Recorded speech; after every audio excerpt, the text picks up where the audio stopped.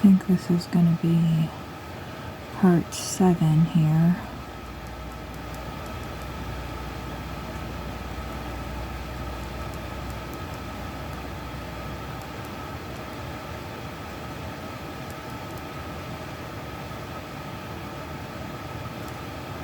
Continuing on with the silver color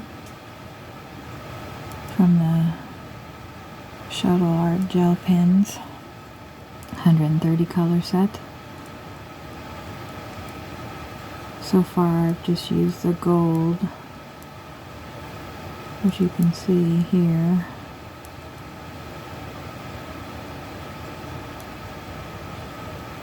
And now I'm using the silver.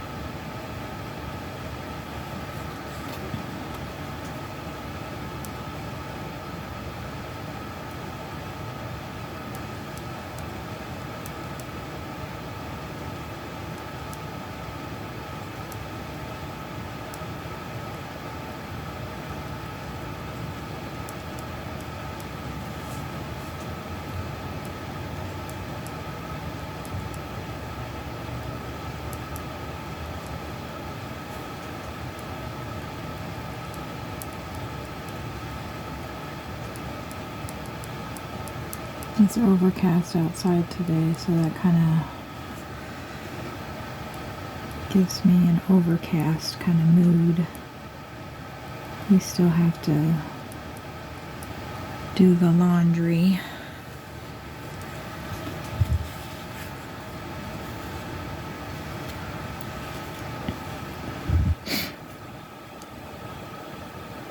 The last chore that we'll have to get done today.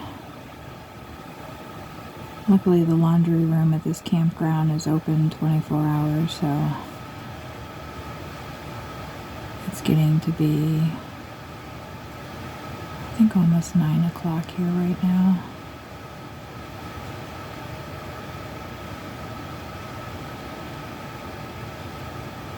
Since we're night owls, we don't typically go to sleep until 5 or 6 in the morning.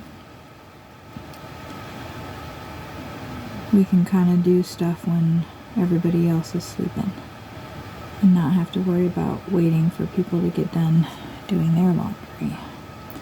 This campground only has, I think, 3 washing machines and 4 dryers.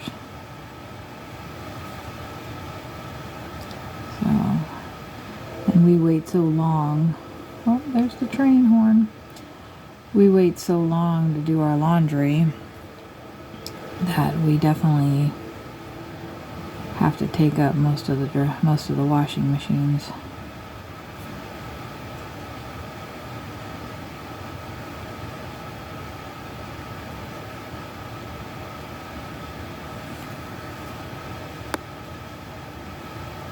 Which I'm sure a lot of other people that are in the campground are the same.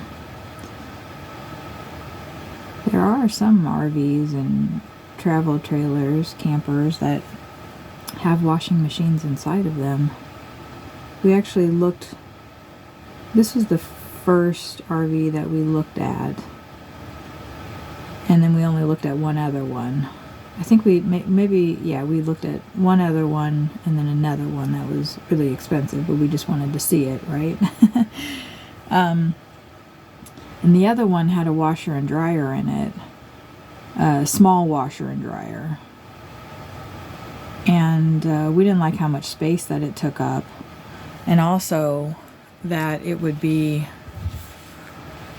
using a lot of water and a lot of electricity.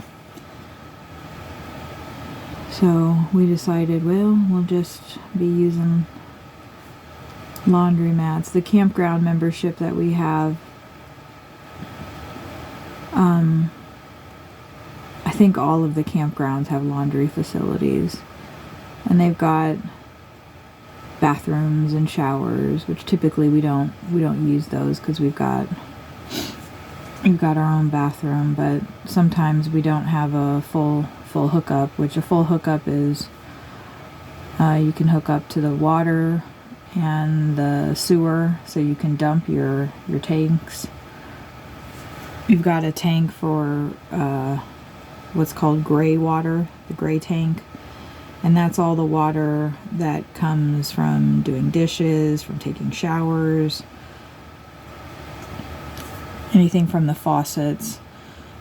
And then the next tank is called the black tank, and that is the tank that you do your business in, the toilet.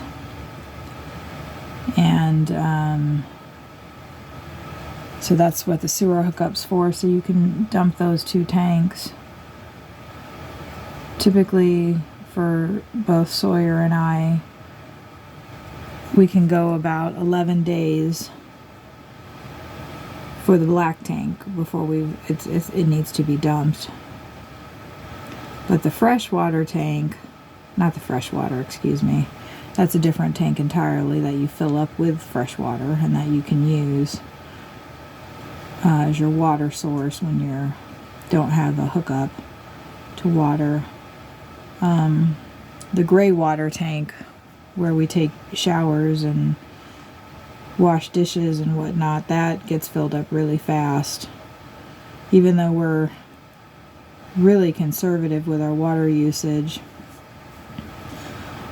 when we're in essence boondocking, which boondocking means you're not hooked up to anything. When you're boondocking, you have to be really conservative with what you got, so you can stretch those tanks out, because you don't really want to, in order to move an RV or a travel trailer, every little thing has to be secured that you don't want falling on the ground and rolling all over the place. We've been doing this, we just had our year anniversary actually living in an RV, and we made some costly mistakes in the beginning. Well, we'll just leave the blender up on the counter. It's heavy enough, it won't move. It fell down and broke. In retrospect, it's so funny. But at the time, it was not funny. And we had glass everywhere from that. So we learned that you cannot leave the blender on the counter. Even push back to the back. We used to, just kind of leave stuff out and just think, oh, it'll be fine. It's not gonna move. But inevitably, we'd get to where we were going and there'd be a bunch of stuff that had been crashing around. So we learned that everything has to come down. Everything has to be secured. Our most expensive lesson, though, was we had bought a new TV. Cost about $250 from Walmart. And we were at our friend's boondocking, and we had to move the RV just slightly forward so we'd be a little bit more level. And usually before then, we'd been taking the TV off of the ledge that it's on, the shelf that it's on, and laying it on the bed. But we didn't do that this time because we thought, oh, it's just a couple of feet. No big deal. And of course it fell and it broke. So we went and bought a new TV. Threw the old one out. Had to take it to a recycling place, so we, to be able to do that, which luckily we were able to find one in Savannah. It wasn't too difficult. bought the new TV, and I don't know, within 2 months that one was broke too, through no fault of our own. It just started acting funny, and now that we're back in Savannah finally, we're gonna try to get our money back from it because it's still under warranty. So we're using the TV that I've had for, gosh, I don't know, maybe 10 years now, and it's still going strong, no problems with it. So I don't know what's up with these new TVs, but that was another $250 wasted. Like I said, hopefully we can get it back, or they'll swap us out with another one exactly the same. I don't know, because it did seem to be a good TV.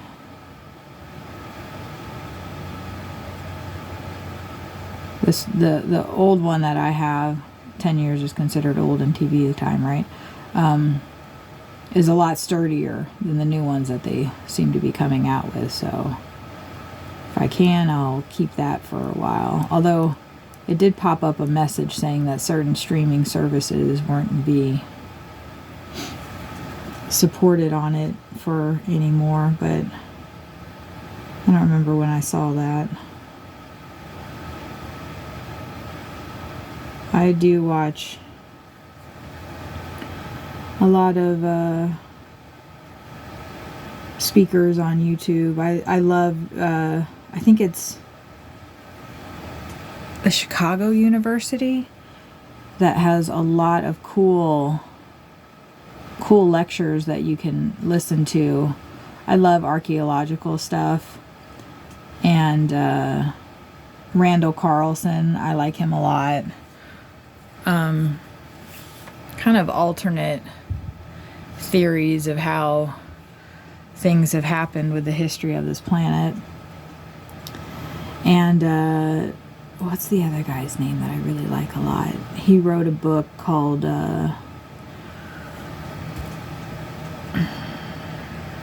Ancient America or something like that. His name is not Joseph Campbell, although that is somebody else that I think I like, if I can remember.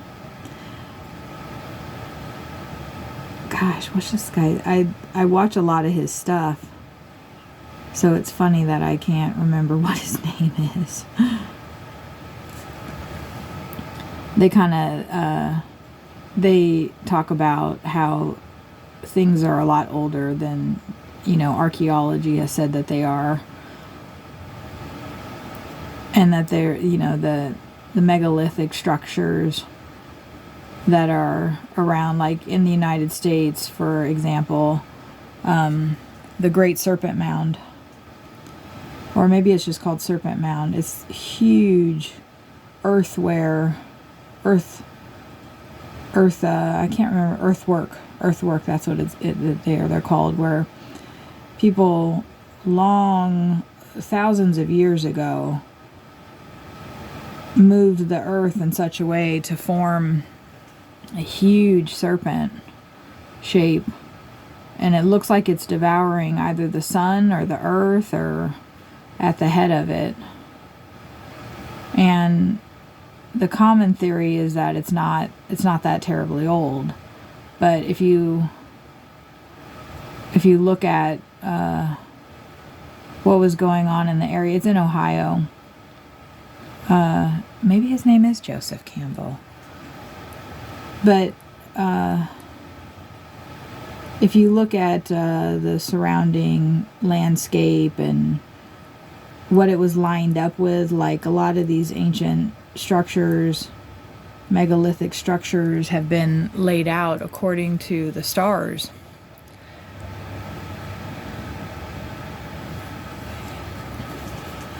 And where the stars are now is not where they were before, and so that's how you can date these structures. The star Sirius, a lot of ancient monoliths were aligned with it, just like the pyramids are aligned with the stars in Orion's belt. I don't think that they line up anymore because they were lined up so many thousands of years ago with it. But that's the kind of stuff that I like to listen to. Kind of challenge what people think is set in stone. I like to think of a different,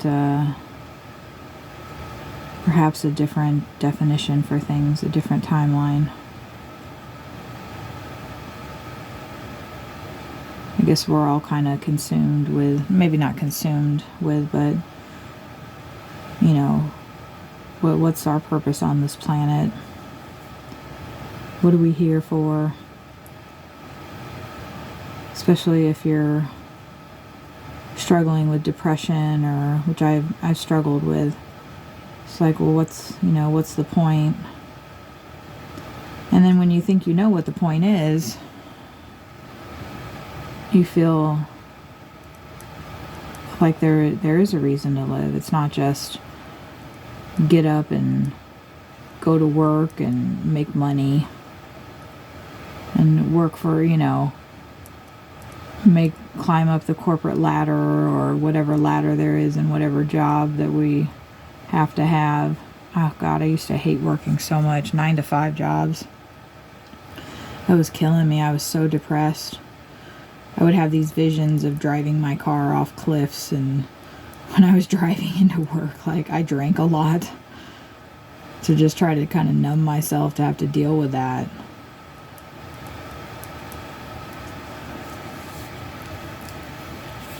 Which is, it's sad to exist like that.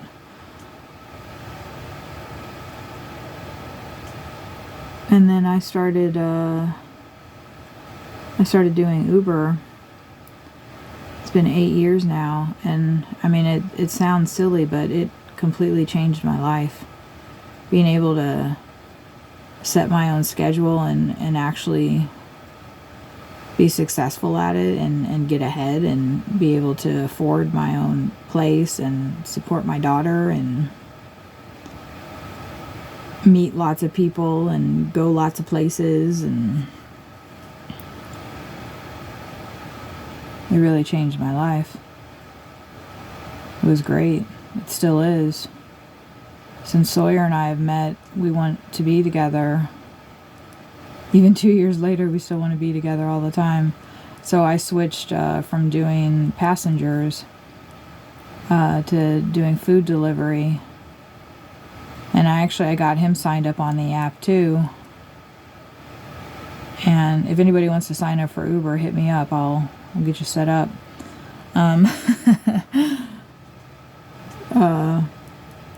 But so primarily we run his app now, and I drive, and he does the running around, going into the restaurants and picking the food up and then delivering it to the customers that order it. And we found out that you can do Uber Eats anywhere. You can do it in any city. You don't have to have a home market for transporting passengers. You can only transport passengers in the city that you're signed up in. But Uber is pretty good about moving you from city to city. I don't know if they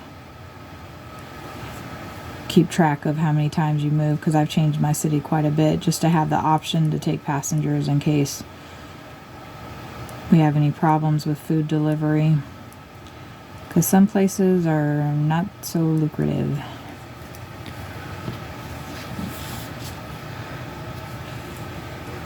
Well, and that's when we move on. We were so excited to go to Florida. Florida is a big thing in the RV scene. Everybody wants to be in Florida for the winter. And so we followed that migration. And we were in,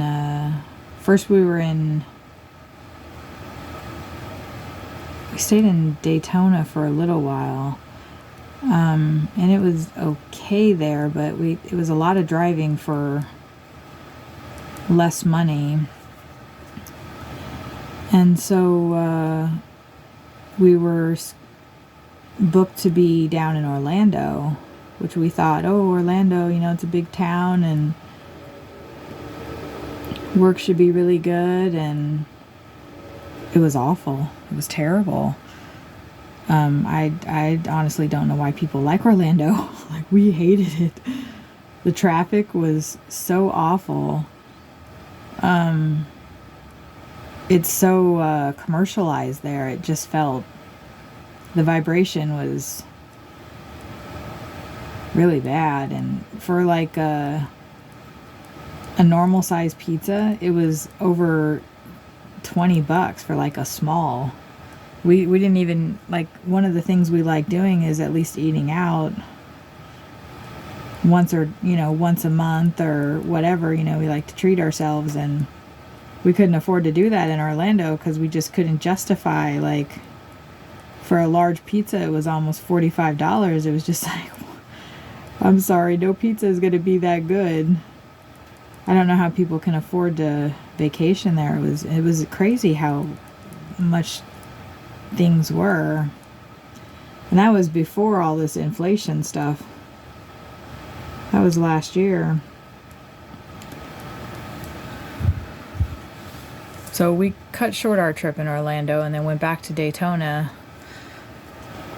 And then thankfully, we landed in Savannah. And it's so beautiful in Savannah. There's so many beautiful houses, and it's very humid, even in the winter. It's still pretty humid. So we do have to keep track of the humidity in the RV because mold can grow pretty quickly, I understand. I don't have a dehumidifier, because they take a lot of electricity. I've got these, I don't know what the brand is, but they're these bags that you hang up and they collect water out of the air. And we had them up in Indiana where we were outside of Cincinnati. And they were slowly getting full, but as soon as we got here, boom, they're almost full. And we haven't even been here a week yet. So, and it does rain a lot. But overall, we really like it here. In the winter. I don't know about the summer. We left in April last year because it was starting to get hot and swampy feeling.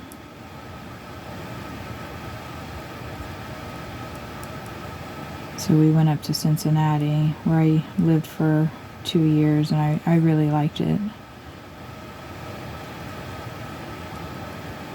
But this summer, I'm not sure. Ooh, I'm on the last square, you guys. That means in the next video, we get to pick some colors and start coloring in some stuff.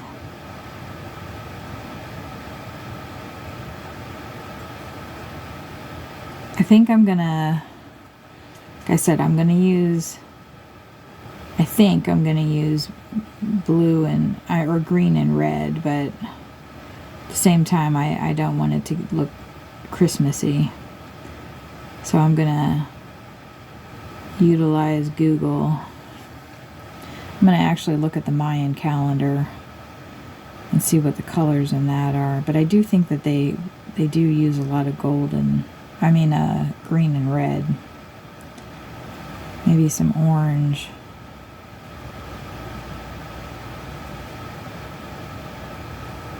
Might use some orange.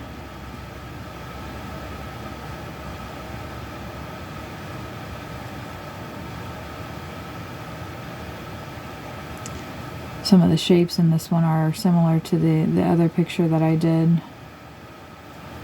If I have enough time at the end of this video, I can take that one down. I've got it hanging up on the fridge. But it wouldn't be that hard to take it down.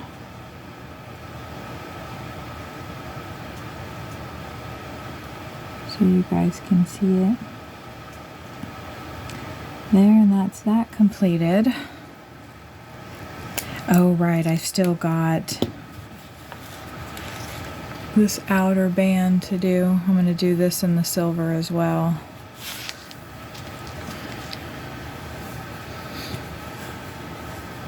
But we are nearing the end of our time on this video. Let me zoom out here. You can kind of get an idea of what that's starting to look like. Real quick, I'm gonna move everything so it seems like you're in a washing machine. No, I'm just kidding. Grab my other piece that I did, where I've got it taped up here on the fridge.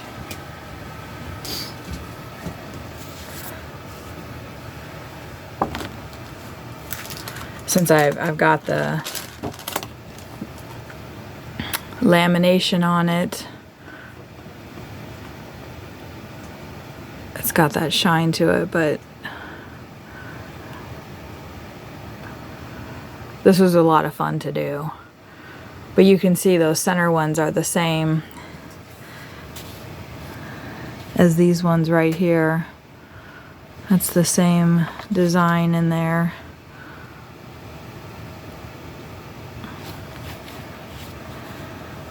Alright, that's it for this video. Thank you guys for watching and subscribing, and hopefully you'll be inspired to get this book and these gel pens and we can color together. See you in the next one.